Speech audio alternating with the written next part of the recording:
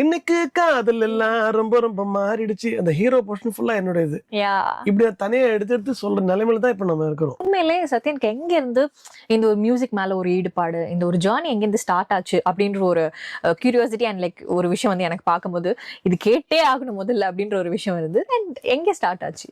எங்க அம்மா தாங்க.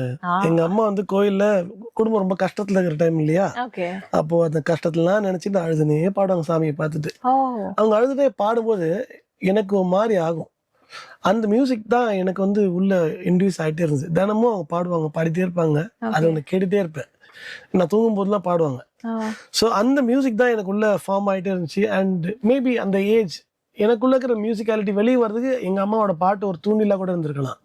அப்புறமா ரோடு கச்சேரிகள்லாம் நடக்கும் பார்த்தீங்களா, மேடை கச்சேரிகள் அங்கங்க கோயில் திருவிழா எல்லாத்தையும் போய் ரோட்ல உட்காந்து பார்ப்பேன், வேடிக்கை பார்ப்பேன். அந்த ஸ்டேஜ்ல நமக்கு பாட சான்ஸ் கிடைச்சா நல்லா இருக்குமே அப்படின்னு ஒரு முயற்சியெல்லாம் பண்ணுவேன், ட்ரை பண்ணேன். அங்கதான் ஆரம்பிச்சது. என்ன வயசுல இது? அது ஒரு 12-13 அந்த டைம்ல 12-13 வயசுலயே வந்து ரோடு கச்சேரியில போக ஆரம்பிச்சிட்டேன். தேடி தேடி போக ஆரம்பிச்சேன். சான்ஸ் கேட்டுட்டு இருந்தேன். அப்போ வந்து பாட கூப்பிடுவாங்க, ஆனா பாட விட மாட்டாங்க. ஒன்லி இன்ஸ்ட்ருமெண்ட் தூக்குறதுக்கு ஸ்பீக்கர் பாக்ஸ் தூக்குறது மட்டும் தான் யூஸ் பண்ணுவாங்க. ஒரு 6 மாசம் அப்படியே ஓடிட்டு இருந்தேன். எங்க வீட்டுல இருந்து போய் சொல்லுவேன், மாமா எனக்கு பாட்டு பாடணுமா, எல்லாம் கை தட்டினாங்க அப்படின்னு. ஏன்னா அப்பதான் நெக்ஸ்ட் டே அனுப்புவாங்க, ஸ்கூலுக்கு போற பையனாச்சு, பாடணும் படிக்கணும் அப்படின்னு சொல்லிட்டு அனுப்ப மாட்டாங்கன்னு சொல்லி நான் போய் சொல்லிட்டு இருப்பேன். ஆனா தினமும் கச்சேரிக்கு போயிடுவேன். ஆனா ஸ்பீக்கர் தான் தூக்கி விடுவாங்க. நான் அவங்கள ரெக்வஸ்ட் பண்ணி கேட்பேன், நான் யூனிஃபார்ம் போட்டு வரட்டுமா அப்படிலாம் கேட்பேன். எனக்கு ஒரு மியூசிஷியனா பார்க்கணும்னு ஒரு ஆசை எனக்கு அப்போதுல இருந்து.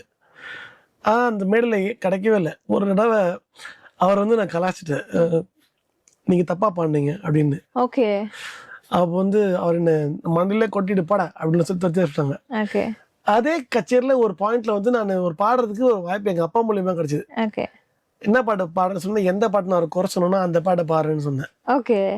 அந்த பாட்டை பாடினேன். அன்னைக்கு அந்த பாட்டை பாடும்போது அதை பார்த்துட்டு இருந்த இன்னொரு ஆர்கெஸ்ட்ராக்காரங்க என்னை பிக் பண்ணாங்க, நல்லா பாடுறேன், என் கச்சேரியில பாடுறேன்னு.